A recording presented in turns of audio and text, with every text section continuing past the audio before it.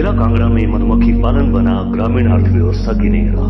मधुमक्खी पालन से जिला में किसानों की आमदनी में बढ़ोतरी। जिला कांगड़ा प्राकृतिक संपदाओं से भरपूर क्षेत्र है। यहाँ की पहाड़ी जलवायु, स्वच्छ और पर्यावरण और फूलों से लदी वनस्पतियां मधुमक्खियों के पालन के लिए बेहद अनुकूल साबित हो रही हैं। इसी कारण हाल के वर्षों में मधुमक्खी पालन न केवल किसानों के लिए अतिरिक्त आय का साधन बना है, बल्कि ग्रामीण अर्थव्यवस्था को नई दिशा भी दे रहा है। उद्यान विभाग के सौजन्य से जिला कांगड़ा में मधुमक्खी पालन यानी एपीकल्चर ग्रामीण अर्थव्यवस्था के महत्वपूर्ण स्तंभ बन चुका है। शुद्धता और जैविक गुणवत्ता के लिए प्रसिद्ध हिमाचली शहद की बढ़ती मांग ने यहाँ के किसानों की आय को नया आयाम दिया है। वर्तमान में जिला कांगड़ा में 42,070 मौन वंश है। लगभग 1,807 किसान मधुमक्खी पालन में संलग्न है और यहाँ वार्षिक शहद का उत्पादन लगभग 645 मीट्रिक टन है। 1971 में हिमाचल में 1,250 मौन वंश थे। मेरा नाम सुरेंद्र कुमार है। मैं हिमाचल प्रदेश कांगड़ा निवासी इच्छी गांव से बिलोंग करता हूँ और मैं ये 1992 से मधुमक्खी का काम करता हूँ। ये मैं इससे पहले एक टीवी मैकेनिक था। जब मैंने इस लाइन का देखा अच्छा ये काम है तो मैं इसको छोड़कर मधुमक्खी का व्यवसाय शुरू किया। तो मैंने ये 15 बॉक्स से काम शुरू करा। उस टाइम 92 में मैंने 15 बॉक्स से शुरू किया और उसको बढ़ाता बढ़ाता मैं आज 700 बॉक्स हूँ, जिसमें सेल और परचेज में बीच में करता रहता हूँ। और इसमें जो हिमाचल का क्वालिटी के लिए हिमाचल का शहद जो है बहुत अच्छा है। जंगलों का, हिमाचल के जंगलों का जो शहद है वो इसको शायद जितना मर्जी टाइम रखें, जो प्योर सीड माल निकाला हुआ तो शायद लाइफ रखें वही खराब नहीं होता है। और आजकल सर इस जो मेरे पास 700 कॉलोनी प्रेजेंट है, मगर मैं पिछले साल 550 कॉलोनी लेके गया था तो मेरी इनकम उसमें मैंने 14-15 लाख का शहद बेचा है। अब ये मैं सरकार काम के लिए मधुमक्खी जो काम का है उसके लिए 1,78,000 सब्सिडी दे रही है। नमस्कार, मैं SMS एपीकल्चर मधुमक्खी पालन में जिला कांगड़ा में नॉर्थ जोन में आपको आज मधुमक्खी पालन के बारे में बताना चाहूँगी। जैसा कि आप लोगों को पता है कि आजकल युवा वर्ग जो है मधुमक्खी पालन की ओर अपना रुझान रख रहा है, परंतु उनको सही तरह से उसको किस तरह से किया जाए इसकी जानकारी मैं आज आपके साथ थोड़ी सी साझा करूंगी। मधुमक्खी पालन जो है आज के टाइम में आप एक अतिरिक्त अपनी आय का साधन बनाया जा सकता है।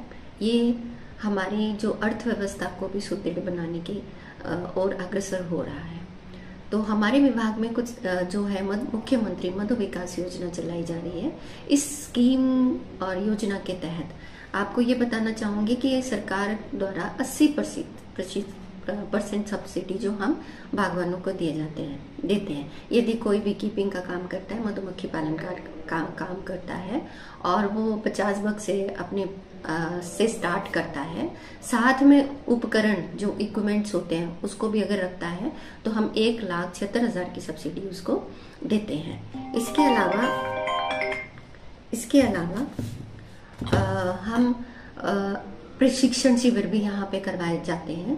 प्रशिक्षण शिविर करवाने का मकसद ये होता है कि जो शुरुआती दौर पे जो काम करना चाहते हैं वो इस चीज से अवगत हो सकें कि मधुमक्खी पालन का काम कैसे करना चाहिए। क्योंकि जब शुरू में जब करने की शुरुआत करते हैं तो युवा वर्ग थोड़ा सा डरता है कि कहीं मधुमक्खी काट ना ले, परंतु मैं आपको ये बताना चाहूंगी कि मधुमक्खी जो है अगर काट भी लेती है तो उसका जहर जो है वो भी औषधि के रूप में काम करता है, वो भी नुकसान नहीं करता। तो जो मधुमक्खी का विषमौन जो है वो आर्थराइटिस और जॉइंट पेन के लिए बहुत अच्छा है। मतलब खाली शहद ही नहीं है और भी इसके बहुत सारे फायदे हैं जिसके लिए आप इसको अपना सकते हैं। इसके अलावा यदि आप मधुमक्खी को लेकर, जैसे मधुमक्खी एक जगह पे हम नहीं रख सकते क्योंकि उसके लिए आपको फ्लोरा चाहिए होता है। अगर फ्लोरा प्रांगण नहीं मिला तो मधुमक्खी को उनका भोजन नहीं मिल पाता है। तो इसके लिए हमको उसको एक स्थान से दूसरे स्थान पर ले जाना पड़ता है, जिसे माइग्रेशन कहा जाता है। तो स्थानांतरण करने के टाइम पे भी आपको सरकार द्वारा सब्सिडी दी जाती है, जैसे कि 10,000, 5,000 जाने का और 5,000 आने की सब्सिडी दी जाती है। इसके अलावा अगर किसी ने अपने ही खेतों में बी फ्लोरा लगाया है, जैसे सरसों तुरिया लगाया है, तो उस पे भी हम 3500 रुपया पर 2 बीघा के हिसाब से सब्सिडी देते हैं। मतलब सरकार का ये इंटेंशन है कि शुरुआत से लेकर आखिरी तक आपको 80% सब्सिडी दी जाए, ताकि जो है युवा वर्ग जो भी नया काम करना स्टार्ट करता है वो अपना काम अच्छे बढ़िया तरीके से कर सकता है। और सबसे महत्वपूर्ण बात जो है मौन पालन में वो ये है कि इससे शहद तो मिलता ही है, अतिरिक्त रोजगार भी मिलता है, लेकिन जो सबसे बड़ी चीज जो है वो है 15 से 22% जो है हमारा एग्रीकल्चर, हॉर्टिकल्चर सभी चीज में आप देखें ये प्रांगण को बढ़ाता है, फ्रूट प्रोडक्शन को, मतलब प्रोडक्शन जो हमारी है उसको बढ़ाता है। ऐसा किसी एक साइंटिस्ट ने तो यहाँ तक कहा है कि अगर 4 वर्ष तक इस धरती में अगर मक्खियां ना रहे तो ये धरती भी विलुप्त हो जाएगी। तो सबसे महत्वपूर्ण कार्य इनका जो है वो पॉलिनेशन है। अगर पॉलिनेशन नहीं होगा तो आने वाले भविष्य में हमें प्रोडक्शन खाने पीने के लिए कुछ भी नहीं मिलेगा। तो ये मेन इसका कार्य है। इसके साथ ही हम और भी इसके साथ जुड़े हुए कई कार्य हैं जिसको आप अपनाकर अपनी अर्थव्यवस्था को ठीक कर सकते हैं। हमारे कांगड़ा जिला में सरकार की हमारे विभाग की 4 अपैरियाँ हैं, जिसमें हमने मधुमक्खी पालन जो है किया जाता है और मधु का जो है विक्रय भी यहाँ से किया जाता है। यदि कोई इच्छुक हो लेना चाहता है, जैसे कि आपको पता ही है कि हिमाचल का शहद जो है वो प्योर शहद माना जाता है और पेस्टिसाइड फ्री ऑर्गेनिक माना जाता है। तो यदि कोई इच्छुक यहाँ से शहद लेना चाहता है तो उसके लिए भी हमारे विभाग जो है 320 रुपया प्रति किलो के हिसाब से जो है प्रोसेस शहद देता है। और अगर किसी ने अनप्रोसेस्ड लेना है, बिना प्रोसेस्ड और फिल्टर किए हुए, बिना बॉटलिंग किए हुए अगर किसी ने लेना है तो उसके लिए 200 रुपये के हिसाब से, 200 रुपये प्रति 10 किलो के हिसाब से हम वो भी शहद देते हैं।